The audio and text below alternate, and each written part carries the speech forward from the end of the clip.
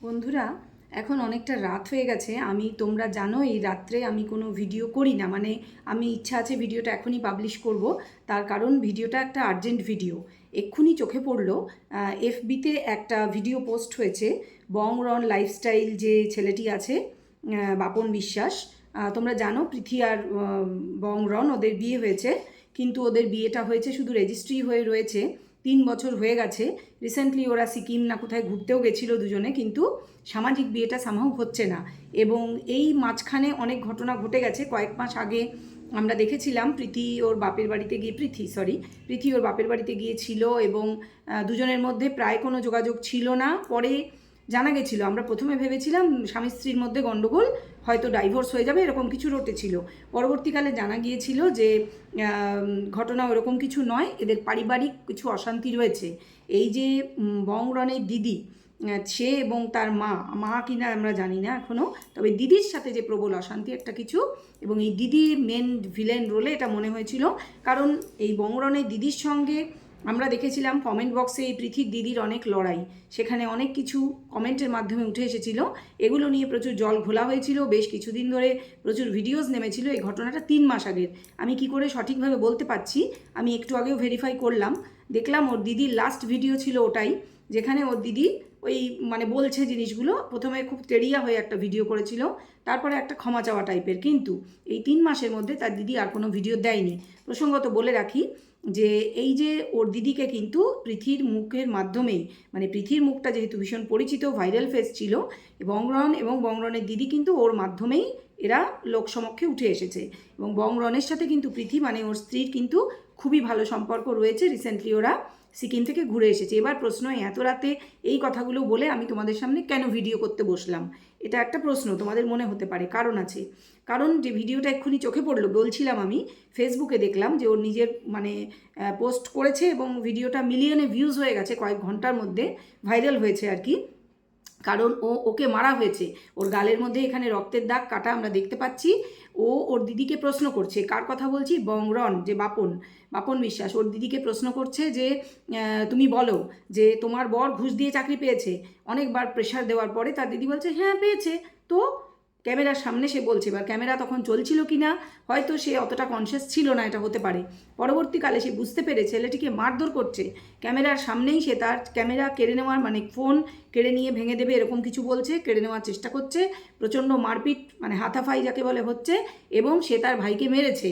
এবং ভাই লিখছে সেখানে যে এটা প্রথম নয়, এরকমভাবে আগেও অনেকবার তাকে মারা হয়েছে। কেন ভিডিওটা সে করছিল সেটা বলছি, তার আগে বলে নিই, welcome back to my channel world of দোলায় সকল দর্শক বন্ধুকে স্বাগত জানাই। আশা করি তোমরা সকলে সুস্থ আছো আর ভালো আছো। তবে এই জিনিসটা দেখার পর সত্যি বলছি আমি সুস্থ থাকতে পারছি না, কারণ এগুলো খুবই আপত্তিজনক ব্যাপার। যে এই যে যা শুনলাম ঘটনাটা, অনেকেই বলবে পারিবারিক কেচ্ছা, এটা এরা বিক্রি করছে। আমি কিন্তু সেইটা একদিকে সরিয়ে রেখে ঘটনার অন্য আঙ্গিকটা তোমাদের বোঝানোর চেষ্টা করছি। এই যে ছেলেটি বংরন, ও কি জিজ্ঞাসা করছিল ওর দিদিকে, সরকারি চাকরি করে তার হাজব্যান্ড, যা জানা গেল পিএফ ডিপার্টমেন্টে চাকরি করে, এবং সে তার দিদির ছবি মানে তার হাজব্যান্ডের সাথে বিয়ের পরেই বোধহয়, আমি বুঝতে পারলাম না ঠিক, প্রচুর সিঁদুর টিঁদুর পরা এবং গলায় মালা টালা দিয়ে দেখে মনে হচ্ছে বিয়ে হচ্ছে, অথচ কোলে একটি বাচ্চা রয়েছে, কার বাচ্চা বুঝতে পারলাম না। ঘটনা যাই হোক, তার হাজব্যান্ড পিএফে চাকরি করে, সে ঘুষ দিয়ে চাকরি পেয়েছে, সেটি তার বউ ক্যামেরার সামনে নিজের ভাইয়ের ভিডিওতে প্রকাশ করলো।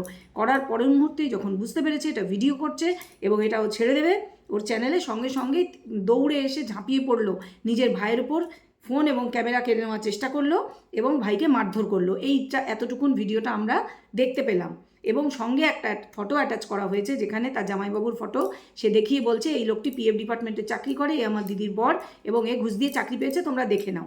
কথাগুলো কেন বলতে আসতে হলো, পারিবারিক কেচ্ছা, অবশ্যই এদের পারিবারিক কেচ্ছা আগেও সামনে এসেছে, এরা অনেক চেষ্টা করেও সেটা চাপতে পারেনি, লুকোতে পারেনি। সেটাই আমরা বুঝেছিলাম যে পৃথি কেন শ্বশুরবাড়িতে থাকতে পারে না, শুধু গ্রামে বলে লোকে মেনে নেয় না যে এই ধরনের বিয়ে না করে, সামাজিক বিয়ে না করে রেজিস্ট্রি ম্যারেজটাকে স্বীকৃতি দিয়ে শ্বশুরবাড়ি গিয়ে থাকা।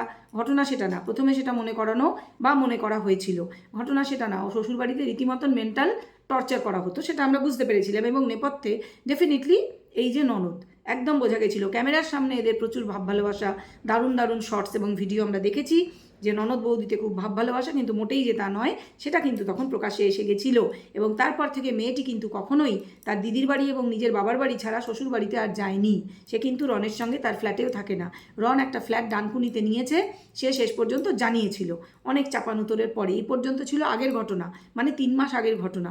বর্তমানে যেটা হলো, আজকে যে ভিডিওটা সামনে এলো, এটার থেকে যে জন্য বলা যে না, এটা শুধু পারিবারিক কেচ্ছা কিন্তু নয়।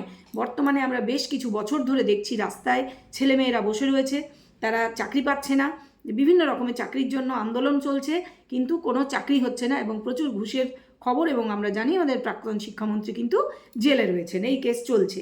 এবং এরকম অনেকেই ধরা পড়েছে, অনেক কিছু এখনও চলছে বিভিন্ন ডিপার্টমেন্টে। সরকারি চাকরি, আমি জানি না পিএফটা সরকারি না রাজ্য সরকার না কেন্দ্রীয় সরকারের চাকরি, আমার সঠিক জানা নেই, হতে পারে কেন্দ্রীয় সরকারের। তবে ঘুষ দেওয়া দিয়ে এগুলো যে সব জায়গায় আছে সেটা কিন্তু এই ভিডিওর মাধ্যমে এরা নিজেরাই প্রমাণ করে দিল। এবার প্রশ্ন যে এই যে এই চাকরির ব্যাপারে ঘুষ, সেটা তো প্রমাণ নিজেই দিচ্ছে ও। কথাটা হচ্ছে নিজেদের পারিবারিক কেচ্ছা বা নিজের দিদির হাজব্যান্ডের তাকে এক্সপোজ করে ওর কী লাভ আছে ঘটনা। ওরা যে বিয়ে করেছে, ওরা যে সামাজিক বিয়ে করতে পারছে না, ওরা যে সংসার করতে পারছে না, তার পিছনে ডেফিনেটলি ওর দিদির অনেকটাই হাত আছে। সেটা আগেও 3 মাস আগে নানান ভিডিওতে প্রমাণ হয়েছে। কারণ কেউ যখন কমেন্ট করছে যে পৃথির চরিত্র নিয়ে যে 12 বলা হচ্ছে তার ভাইয়ের বউকে, সে তখন তাদের লাভ রিয়াক্ট দিচ্ছে, সে সেই কমেন্টে সায় দিচ্ছে, এরকম আমরা দেখেছি। পরে সেগুলো ডিলিট করে অনেক উল্টাপাল্টা কথা দিয়ে সেটাকে চাপা দেওয়ার, ঢাকা চাপা দেওয়ার চেষ্টা করা হয়েছিল। কিন্তু সে জানে সে আর ফিরে আসতে পারবে না, সেজন্যই এই 3 মাসের মধ্যে সে আর ভিডিও দেওয়ার সাহস করেনি। কারণ গালি ছাড়া কিছু পড়বে না, মহিলা বুঝে গেছিল। কথা সেটাও না, সে যথেষ্ট বয়সে বড় পৃথির চেয়ে, দেখেই বোঝা যায়। সে দুটো বাচ্চার মা, 2 ছেলের মা। তারপরে তার এত হিংসা কেন? হিংসা শুধু ভাইয়ের বউয়ের উপরে না, ভাইয়ের উপরেও তো, সেটা তো আমরা দেখতে পেলাম তার হিংসার বহিঃপ্রকাশ। এবং এটা তো অন্য অনেক কিছুই বলে তাকে এমনকি বিহাইন্ড দ্য বারও করা যায়। ঘটনাটা সেটাই, যদি চায় কেস করতে চায় বা কমপ্লেন করতে চায়, সঠিক জায়গায় এফআইআর করতে চায়, অবশ্যই এই ছেলেটি করতে পারে। এই ভিডিওটা যথেষ্ট প্রমাণ, কারণ সেখানে এমন কিছু কথা বলা হচ্ছে, এমন কিছু দৃশ্য দেখা যাচ্ছে যেটা ডেফিনেটলি এই মেয়েটির এগেনস্টে যাবে। তাহলে পারিবারিক কেচ্ছা কিন্তু পারিবারিক কেচ্ছায় আবদ্ধ থাকছে না, ব্যাপারটা অনেক বড়। আবারও প্রশ্ন, ছেলেটি কেন এটা করলো বা সঠিক করলো কি না? আমি বলবো সে তার দিক থেকে হয়তো সঠিক করেছে, সঠিক হয়েছে বলেই সে কি মনে হয়েছে বলেই সে কিন্তু এটা প্রকাশ করে দিয়েছে, পাবলিক ডোমেনে নিয়ে এসেছে। এবং যেহেতু পাবলিক ডোমেনে এসেছে, সেটা দেখেই এই ভিডিওটা করতে বসেছি। সেই রাইট সে দিচ্ছে, কন্ট্রোভার্সি ক্রিয়েটার বলো বা যে কোনো ক্রিয়েটারকে এটা নিয়ে কথা বলবার রাইট সে দিচ্ছে, কারণ সে তার এফবিতে এটা আপলোড করে দিয়েছে, মানুষকে দেখানোর জন্যই করেছে। মিলিয়নস অফ পিপল তারা দেখেছে, আমিও তার মধ্যে একজন, দেখে এটা ভিডিওটা করবার সেজন্য দরকার যে দুটো আঙ্গিক, যে সে কেন এটা করলো, পারিবারিক কেচ্ছা এইভাবে কেন সামনে নিয়ে আসলো। 3 মাস আগে একবার এসেছিল, সেটা কি যথেষ্ট ছিল না? তার কারণটা আমি এখনই বলছি। আর দ্বিতীয় কথা হচ্ছে, সে আরেকটা এক্সপোজ করতে চাইলো যে এইভাবে দেখো চেনা পরিচিত মানুষরা কিন্তু ঘুষ দিয়ে চাকরি পায়। কারণ তার দিদি বলছে হ্যাঁ অনেকেই তো পায়, কী হয়েছে, পেয়েছে তো পেয়েছে ঘুষ দিয়ে, সে কিন্তু স্বীকার করে নিয়েছে। তার ফলে এই চাকরি কিন্তু এখন প্রশ্নের মুখে পড়ে গেল, এটা কিন্তু ঘটনা। আর দ্বিতীয় কথা যেটা রইল সেটা হচ্ছে কেন ছেলেটি এই কাজ করলো। অবশ্যই ছেলেটি এবং তার ওয়াইফ যে প্রীতি, তাদের জীবনটা একদম নরক করে দিয়েছে, যা বোঝা যাচ্ছে এই দিদি।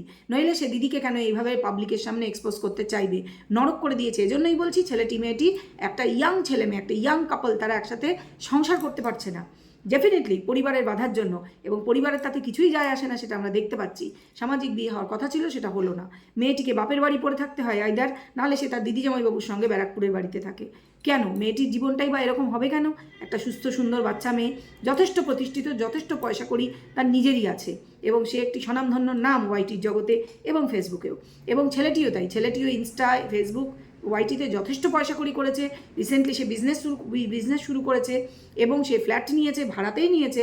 সে ভবিষ্যতে ফ্ল্যাট কিনেও নিতে পারবে, তার সেই ক্ষমতা আছে এবং তার ওয়াইফেরও আছে। অথচ সামাজিক বিয়েটা তারা করতে পারছে না, এবং হয়তো সেই বাধার জন্য তারা একসঙ্গে থাকতে পারছে না, যেটা যথেষ্ট আনহেলদি, তাদের ফিজিক্যাল এবং মেন্টাল হেলথের জন্য যথেষ্ট খারাপ। অথচ এই মেয়েটি এদেরকে নানানভাবে অপমান অপদস্থ করে, এই দিদি এই যে রনের যে দিদি, সে কিন্তু নিজে দিব্যি স্বামী সংসার নিয়ে, সন্তান নিয়ে সংসার করছে। আবার আজকে জানা গেল যে তার স্বামী ঘুষ দিয়ে চাকরি পেয়েছে। তার অন্য কারুর যে চাকরিটা পাওয়ার কথা, সেটা টাকার সাহায্যে এই লোকটি করছে। এটা কিন্তু এক্সপোজ হয়ে গেল, আমি বলছি না, তার নিজের শালাই এটা বলেছে। এবার বন্ধুরা তোমরা বলো যে এই ধরনের ঘটনা যখন সামনে আসছে, অ্যাজ এ কন্ট্রোভার্সি ক্রিয়েটার আমাদের উচিত কি না এগুলো নিয়ে কথা বলা?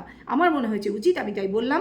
তোমাদের যে দৃষ্টিভঙ্গি এই সম্পর্কে অবশ্যই কমেন্ট করে জানাও, কমেন্ট বক্সে শেয়ার করো। ভিডিওটা খুব আর্জেন্ট ছিল, তাই আমাকে রাত্রেই নিয়ে আসতে হলো। ভিডিও ভালো লাগলে অবশ্যই লাইক করে দেবে, কমেন্ট শেয়ার সাবস্ক্রাইব অবশ্যই করবে। যারা এখনও সাবস্ক্রাইব করোনি সাবস্ক্রাইব করে নাও, সঙ্গে থাকো। এই ধরনের ভিডিও, বোল্ড ভিডিও বলতে পারো, আবারও আসবে আমার চ্যানেলে। সবাই দেখার জন্য প্রস্তুত থাকো, সঙ্গে থাকো আর ভালোবেসো। চলো এই ভিডিও পর্যন্ত রাখবো, অবশ্য করেই এরপর ভিডিও আসবে, অপেক্ষা করো তার জন্য। ভালো ভালো ভিডিওই আসবে। আর হ্যাঁ, যারা বলছো সেফ আলি খানকে নিয়ে আরও ভিডিও চাই, অবশ্যই আনবো। একটু রিসার্চের প্রয়োজন আছে, সময় নিচ্ছি, কারণ আমি তো কোনো ভুল খবর পরিবেশন করতে পারবো না। সেই জন্য যথেষ্ট ভিডিও দেখতে হবে, বুঝতে হবে, রিসার্চ করতে হবে, তারপরে ভিডিও অবশ্যই আনবো। কারণ এরা বড় সেলিব্রিটি, যা খুশি বলে দিলে হবে না। আমি ইনফ্যাক্ট কারোর সম্পর্কেই যা খুশি বলি না, বলা পছন্দ করিও না। চলো এই ভিডিও এ পর্যন্ত রাখবো। ভিডিওটা ছোট হয়েছে, ছোটোই ভিডিও করতে চাইছি, জাস্ট ইনফরমেশনটা শেয়ার করলাম, কারণ সবার জানা জরুরি। ছেলেটি কিন্তু জানাতেই চেয়েছে। ভিডিওটা খুব ইম্পর্টেন্ট ছিল, আশা করি সবাই বুঝেছ। না বুঝে থাকলে ফিরে গিয়ে আবার করে দেখে নাও।